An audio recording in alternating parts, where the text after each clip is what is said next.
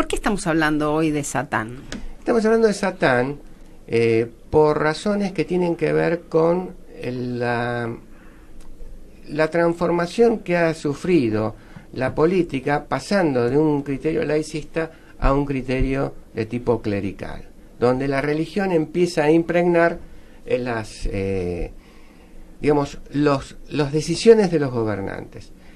Y esto, y aparece como personaje que se empieza a citar en las decisiones, aparece en lo que menciona el Papa, por ejemplo, en lo que respecta a la política argentina, o la política que tiene que ver con la persecución de la pedofilia dentro de la Iglesia, o lo que tiene que ver con la decisión del aborto. Pero a ver, me estás confundiendo, Ganora, porque a ver, nosotros teníamos que hace unos siglos atrás los reyes eran los que encarnaban a Dios en la tierra, ¿sí? Eran los representantes de Dios en la tierra. Entonces, lo más clerical era justamente esa manera de gobernar, ¿sí? Pero eso hace mucho tiempo que dejaron de ser los reyes los representantes de Dios en la tierra.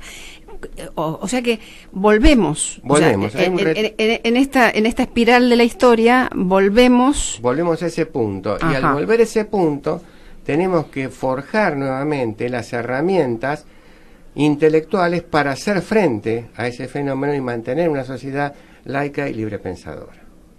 De lo contrario, volvemos al dogmatismo. Y uno de los elementos que más perjudica es la generación de un temor permanente sobre la figura de un demonio que está omnipresente y que nos está atentando y que está atentando contra nuestra vida, nuestra tranquilidad y contra nuestra paz. Pero Satán no viene a ser un poco la ley que nos persigue, que nos marca el rumbo. Mira, la historia de Satán tiene varias aristas. En la Biblia hebrea, originalmente, Satán era considerado nada más que un obstaculizador. Es un acusador y un obstaculizador. Es un ángel que plantea obstáculos para que la gente pueda hacer cosas.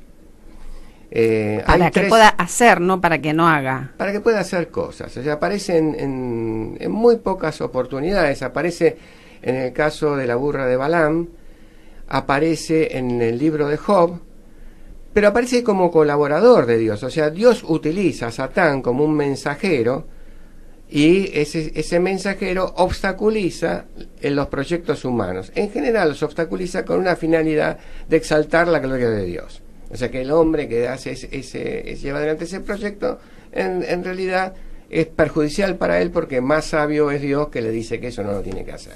Esta, digamos, es la primera etapa que aparece en la Biblia hebrea. O sea que es un ángel que en realidad juega para Dios. Juega para Dios. Es un ángel que juega para Dios, obstaculizando la acción del hombre. Poniéndole freno a la acción del hombre. Hacia el siglo II antes de Cristo se produce un fenómeno particular en el reino de Israel. O sea, ustedes habíamos visto en el Vapenciero, los judíos habían perdido su libertad, habían sido llevados como prisioneros a Babilonia, el templo había sido destruido y ahí quedaba el recuerdo nuestro. Pero la Biblia sigue avanzando y entonces encontramos que los judíos vuelven de Babilonia amparados por Ciro el Grande, el rey de Persia, reconstruye el templo de Jerusalén y da un protectorado persa sobre los judíos, permitiéndoles que reestructuren su religión. Ahí el Vapenciero dice, saluda a las orillas del Jordán y las destruidas torres del Sión, oh patria, oh mi patria tan bella y abandonada, oh recuerdo tan querido y fatal, arpa de oro de fatídicos bates. O sea que Satán también era un persa. No, Satán no es un persa todavía. Satán, después. O sea, lo que vas a tener es la destrucción del templo de Jerusalén, la prisión de los judíos, en el cautiverio babilónico, y luego el retorno de los judíos a Judá, a Jerusalén, llevados por los persas, y la reconstrucción del templo de Jerusalén. La idea, ¿cuál fue entonces? Transformar un protectorado persa organizarlos religiosamente. El que se encarga de eso es un funcionario del imperio, que es Esdras, que es el que reorganiza la religión judía, para mantener a la gente al servicio del emperador de Persia. O sea, la religión funciona como un método de control social.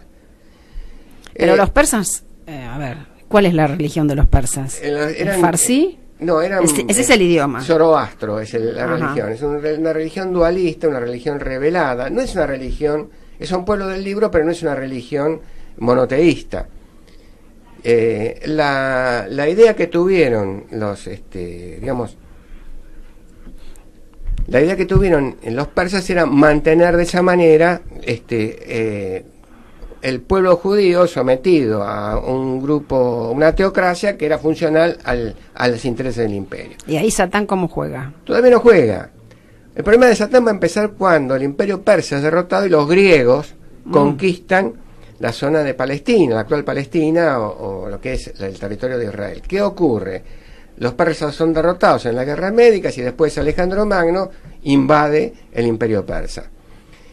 Los griegos tienen una concepción distinta de los persas, tienen una concepción más bien de tipo de buen viván, de que le gusta el cuerpo, le gusta el Olimpo, los dioses y la vida lujuriosa. Del Olimpo. Y además se encuentran con que los judíos que no quieren aceptar esto van a chocar con ellos, porque ya hay una religión monoteísta que está en contradicción con los intereses de los griegos. Y los griegos para eso intentan imponerle su religión a los hebreos. Esto lo hacen tomando el templo de Jerusalén, desacralizándolo, estableciendo ese lugar de adoración de los dioses de ellos, lo cual provoca un levantamiento de los judíos, la famosa guerra de los macabeos y la emancipación. Acá parece que tenemos una... A ver, para poder aportarnos a esta cuestión histórica que traemos, pero que al mismo tiempo tiene que ver con el mundo actual, porque según lo que me estás contando, todo esto tiene un origen del principio o sea, de los orígenes de nuestra historia cristiana desde el siglo I, pero hoy en día es absolutamente vigente.